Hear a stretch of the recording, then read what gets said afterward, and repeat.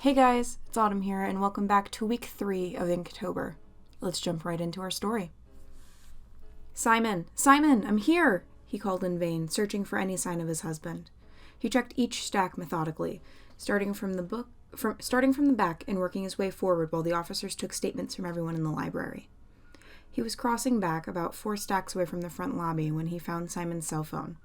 It was cracked across the front and partially crushed, probably stepped on after being dropped by whoever had taken him. There were little drops of blood as well on the carpet between the 2 sets of shelves, and Jack felt a little nauseous. He picked up the phone with an evidence bag and called 2 CSI over to take samples to test.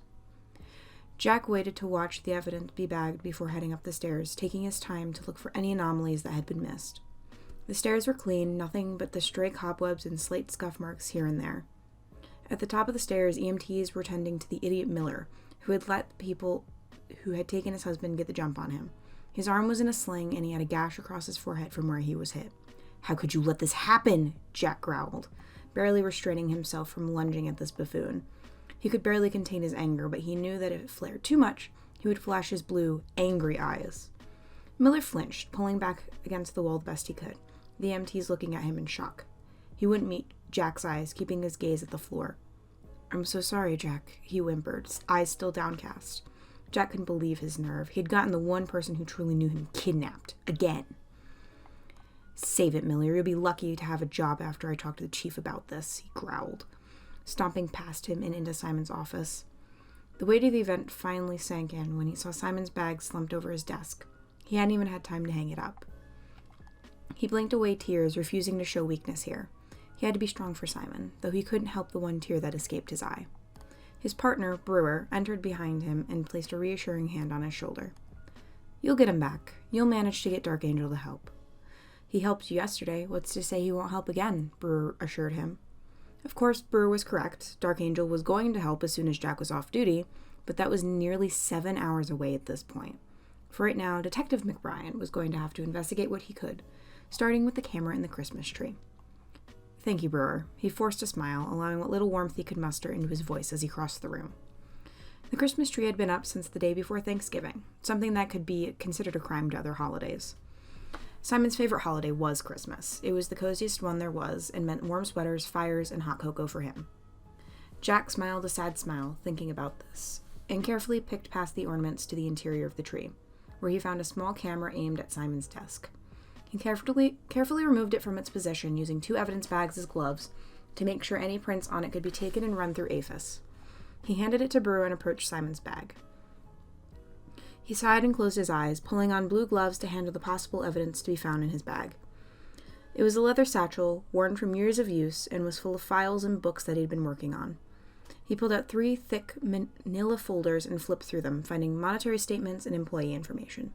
He flipped through, more than familiar with these statements, and found one employee's paperwork missing from the file. He handed it to Brewer. "One of the employee's paperwork is missing. Let's see if we can pull fingerprints," he said, as Brewer held open a large evidence bag. He continued to pull things out of his bag, pulling out a charging cord for his phone, his laptop, a red-covered book with the word legend on its cover, a small container with his lunch, a salad with croutons, tomatoes, and cucumbers, and the keys to the Bentley, which was still parked out front. Jack took the keys to the car and placed them safely in his pocket. Each thing got its own bag, eventually being piled into a cardboard box they'd found. The last object they bagged was the bag, placing it into a huge evidence bag the size of a garbage bag. Jack sighed as Brewer removed the box and was replaced by 3 crime scene techs so they could dust for fingerprints. He knew they probably wouldn't find anything, but he assumed Miller would have them search for prints in connection to Dark Angel, not that they would find anything other than his and Simon's prints. He exited the office and did a lap around the top floor, looking in for anything the crime scene techs might have missed. He found a gum wrapper, gross but not helpful, and a small piece of red plastic that looked like it came from a taillight, extremely helpful if it could be traced back to a specific model of car.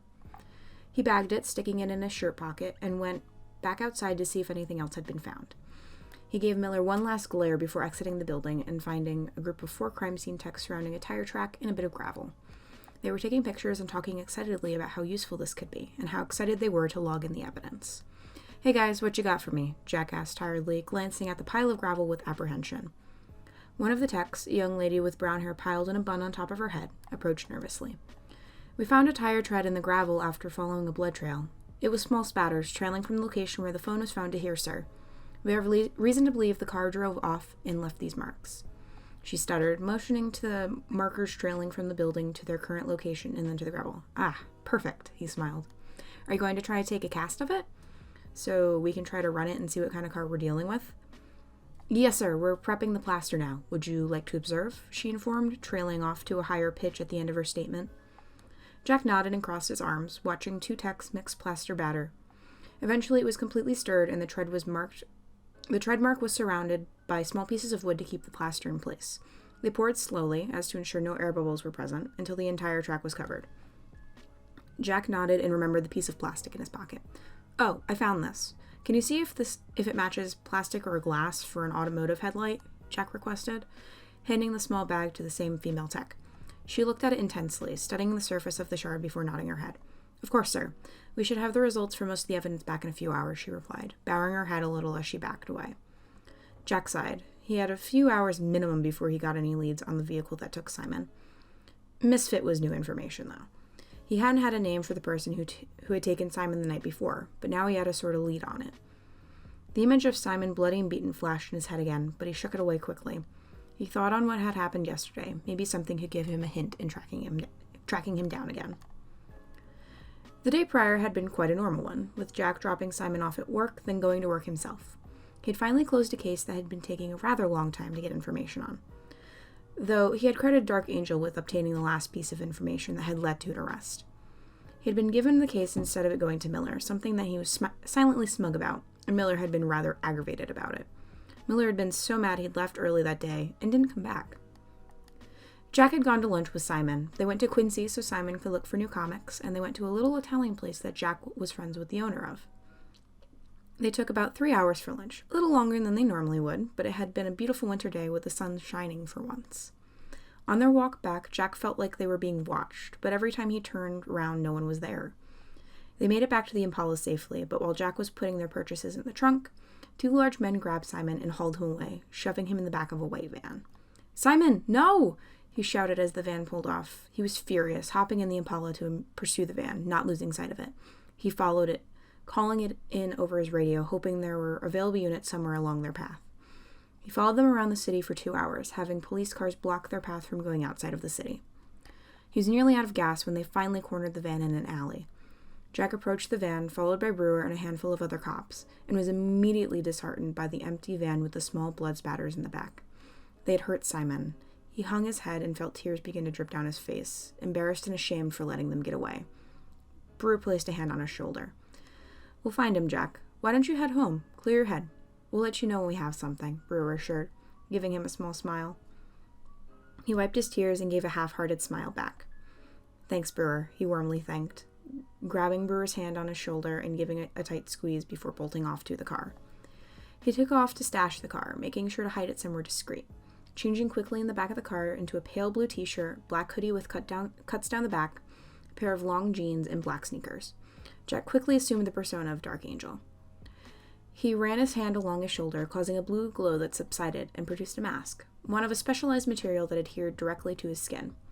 He set it in place, then ran 2 fingers along the edges to ensure it was tightly sealed against his face. Jack dashed off into the city, staying to the shadows and back alleys as best he could in the daytime, and went towards his normal spot to find information. He learned about it while undercover as a roaming detective, and had made good contacts there both as himself and Dark Angel, though Dark Angel tended to get more people talking. He mentally called it Sap Hole, as a bunch of poor saps would get dragged into the underbelly of the city there, but it was accurately referred to by the name of Krusty's Bar. It was anything but crusty as he entered the modern beauty that was this bar. The name tended to throw people off its scent for anything but a gross bar, but it was a cop's paradise of busts. The interior was well lit and looked more like an upper-class hangout than a den of drugs. If Jack weren't acting as a detective, he could arrest every single person in the bar, but its legal tendencies were outweighed by the great information, food, alcohol, and the fact that the owner was his personal friend. It was near empty, as any bar at 2 p.m. would be, but Krusty herself was at the bar preparing for the evening ahead. Her name wasn't actually Krusty, of course. It was actually Samantha Carlucci, but Krusty sounded less upper-class and less mobster to her. She was a small woman, height-wise, but she was strong with large biceps to show for it and a muscular physique. She carried herself like she was 6 foot, intimidating and unafraid of a fight. Her hair was purple this evening, and a short pixie cut was standard. She dressed in a shimmering silver top that crossed in the front, ripped jeans, and combat boots. "Sammy, good to see you," Jack called, not bothering with his fake voice for someone as close as her. She turned quickly with a slight bit of annoyance, which quickly turned into a bright smile when she saw him. "Hey, you're early today. Shouldn't you be at work?" she asked slyly, meeting him in the middle for a hug. He hugged her tight and then walked to sit at the bar to talk to her. "Simon got kidnapped. 2 large guys grabbed him while we were leaving Quincy. They were driving around in a white van," Jack explained as his phone buzzed. Brewer had texted that the van had been stolen earlier that morning. One that was stolen from a painting company that had been working across the street from Detective Miller's house, apparently. Ugh, Miller. "Simon's been kidnapped? I'll put the word out that Dark Angel is looking for him. Don't you worry, we'll find him," she exclaimed, taking a triumphant pose before pulling out her cell phone and beginning to make calls to her contacts. Jack had ended up waiting in Krusty's until Sam had gotten something from a contact that had pointed him in the direction of the paper mill. He'd only gotten the sparse texts about the evidence processing from Brewer. Eventually, he'd arrived at the paper mill and saved Simon. But that's all he could recall. Nothing seemed helpful. The sun was warm as he leaned against the door of the Bentley, trying to summon up any more information that he could while waiting for the scene to be lifted. Brewer sat on the sidewalk next to his foot, flipping through notes and watching crime scene techs pile boxes of evidence into the back of one of their vans before shutting it. It was like a treasure trove to the crime lab, but it looked more like a mess of things that wouldn't fit together to Jack at the moment. He wanted answers, now, but he knew he wasn't going to get them right now. That's when Brewer smacked the side of his leg. "Ow, what was that for?" he complained, leaning away cautiously from the still raised hand of Brewer. "Jack, the blood we got yesterday in the van that we couldn't identify, it matches the blood from the carpet. I had a tech run it back to the station on a hunch, and it looks like we're dealing with the same guys," Brewer happily exclaimed, showing him that the results had conclusively not been Simon's blood this time. Brewer's excitement was not bad. It was pointing them in a direction to be able to hold these guys accountable for 2 kidnappings now. But Jack was still unsure of how they were going to use it to find Simon.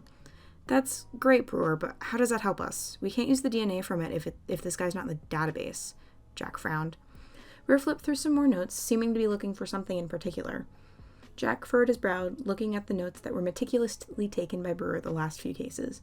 These guys were ghosts, and it was infuriating. Brewer triumphantly held up a page of notes to Jack. "What if we run it for a familial match? What if these guys are family with other criminals? It'll give us a stepping stone in the right direction." Brewer smiled brightly. Jack relented with a small smile. "That's actually a brilliant idea. Can you call the crime lab and have them run it again for familial matches?"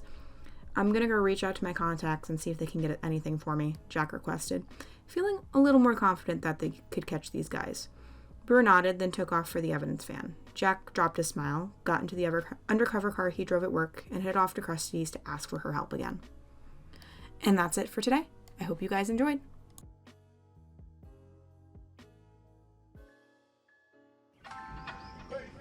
Hey guys, if you like this video, be sure to check out another one over there, and if you want to see the full playlist for this series, check out over here. Thank you for watching, and subscribe if you like, and I'll see you in the next one. Bye everyone!